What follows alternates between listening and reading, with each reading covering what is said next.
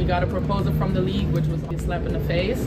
And I think we really have to put an emphasis on the players in our league right now. But I love to see league growing. I think, you know, adding teams in Philly and Detroit, like, how amazing is that the league can go, but how cool would it also be to have a little bit extra on the rosters? Like, let's focus on teams that have everything set up now, and maybe focus on the teams that find excuses continuously to lack investment into their players. WNBA players reject first CBA offer. 3 months ago, Kat Engelbert claimed to be optimistic about ongoing negotiations. I guess all that optimism has suddenly disappeared. Now, to be fair, this is not unusual. It's not unusual to see players reject the first offer they receive. But like I've told you guys before, this is going to be a tough negotiation for Kat Engelbert. Is the WNBA poised to ruin itself? The players just rejected a new deal. Expansion is exploding, and Caitlin Clark's back is breaking from carrying the league. Let's lay down why the 2026 season might get canceled and who's truly to blame. Kat Engelbert, I'm sure she thought that everyone was going to be thrilled with the expansion of the WNBA. I'm sure she thought the cities of Cleveland, Philadelphia, Detroit would be throwing parades welcoming unknown dump divers to their city.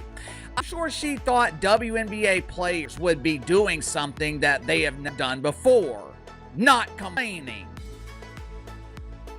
I'm sure the dump diva thought the players have been demanding more money, so I've got the perfect solution. We'll open 3 new dumps, which will give players the opportunity to play more games. That way, they'll almost be above the poverty line. This idea is great!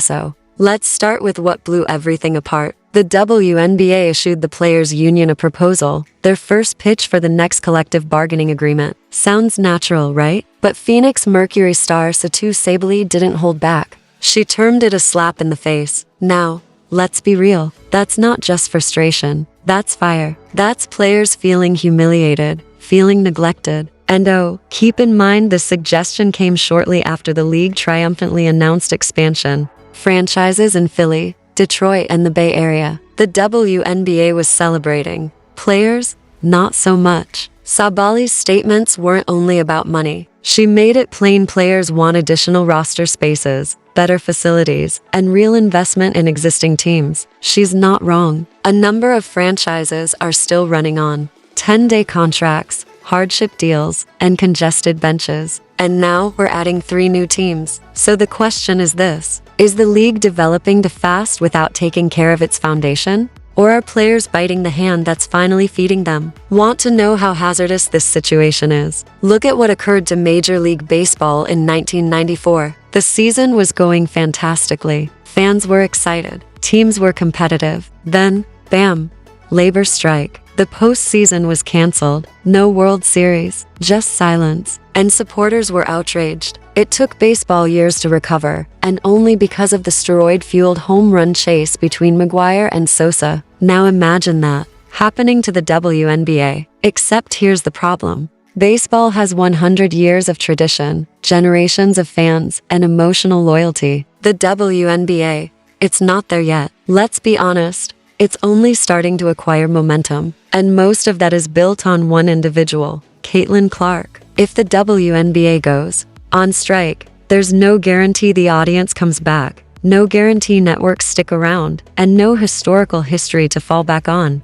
The league can't afford a mistake of this size. The stakes are that high. So, what happens if both sides dig in? This might be a hot take, but it's true. The WNBA isn't growing because of the league. It's increasing because of Caitlin Clark. Her games are filled. Her jerseys sell out. She's the reason ESPN wants to spend more. That's not disrespect. That's reality. But here's what makes it fragile. All of this can disappear in a second. If Clark gets hurt, if she decides to leave for Europe or unrivaled, if she gets sick of taking hits every game and not being protected, that entire momentum vanishes suddenly. It's like erecting a skyscraper on one steel beam. It looks strong until it doesn't. The guys think they have leverage today, and maybe they do. But most of that leverage comes from one woman. And that's risky because if Clark steps, the whole deck of cards comes down. Is it a fair number? Is it true? Absolutely. Here's the thing. The players aren't just complaining for fun. They're coming up to media days and reading statements. Sophie Cunningham and Sydney Cowlson went public. "We're fighting for a fair piece of the business we developed." And that's a good point. The league is growing. Attendance is increasing. Ratings are up. There's a new media deal on the way. So, why not get paid? But here's the opposite side. The WNBA still isn't profitable ever. In its almost 30-year history, it's never earned a profit. So, when players beg for million-dollar wages and state-of-the-art facilities, where's that money expected to come from? It's a difficult reality. Are players undervalued? Definitely. Are they the reason the league has value? Yes. But if the business can't fund what they're asking, are their demands even realistic? Let's not forget 80% of the players will be free agents next year. That's a lot of leverage. But leverage only works if the foundation can hold the weight, can it? So, what did the WNBA offer? We don't have official numbers, but rumors claim the league offered approximately $500,000 to $750,000 for top pay, which, for a league where the max was previously $250,000, is a huge boost. That's triple the current highest deal. But players apparently want more. Some are eyeing $1 million plus basic salaries. Some even demand superstar money, $2 million or more. But here's the deal. The league pulled in slightly over $60 million last year. That's less than a single mid-tier NBA team's merch sales. You do the math. If everyone's making $1 million, the league goes bankrupt fast. So now the question is, are the players chasing what's fair? Or are they gambling with the entire future of the WNBA? Caitlin Clark had another mic drop situation this week. She pointed out that players get more money winning the Commissioner's Cup, a glorified mid-season event, than they do for winning the true WNBA title.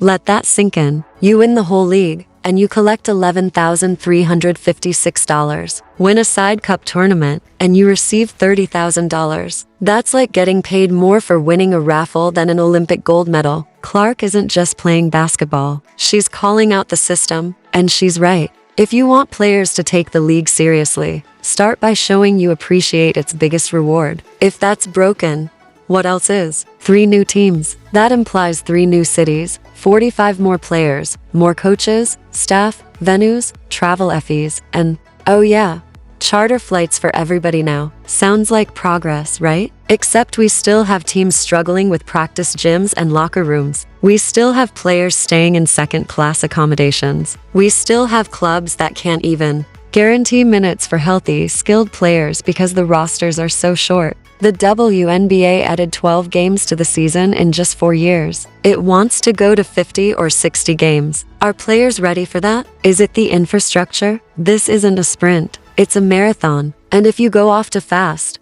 you can blow your knees out before you reach the finish line. Let's not neglect something incredibly crucial here. WNBA athletes don't actually need the WNBA to live. That's not an exaggeration. That's a fact. A lot of these athletes are already making more money overseas than they do right here at home. We're talking about places like Turkey, Russia, Italy, and China, where these players enjoy not only greater salaries but also better perks. First-class airfare, full-season housing, high-end practice facilities, and even security escorts in some destinations. Overseas teams put out the red carpet for these women. Now add another dimension to this story. Unrivaled. A totally new league. Player-backed, media-savvy, and entirely built to disrupt the system. It offers shorter seasons, greater money, less politics, and more creative control. For top players, it's like Netflix suggesting, hey, avoid the Hollywood studios. Come straight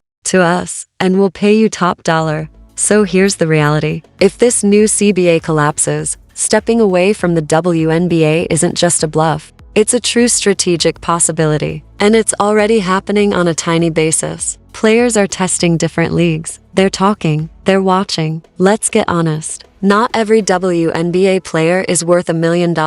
That's just the truth. Caitlin Clark was valued at $10 million. Easy. Sabrina Ionescu, a Wilson, maybe a couple more. Sure. But most players in the league are not household names. They're not selling out arenas. They're not pulling millions of viewers. So, what's fair? Max salary at $600,000 to $750,000. Sounds solid. Rookie contracts are approximately $150,000 to $200,000. Reasonable. Bonuses for playoff wins, MVPs, or all WNBA clubs. That's how you incentivize performance. But if players are thinking they're about to be millionaires across the board, that's a fiction. At least for now, the league has to develop before it can compensate everyone. That's just business. Otherwise, it's a wrap. The clock is ticking. The WNBA needs a new CBA. The players want real money. The league wants expansion. The supporters, they just want the games to carry on. But here's the danger. If neither party budges,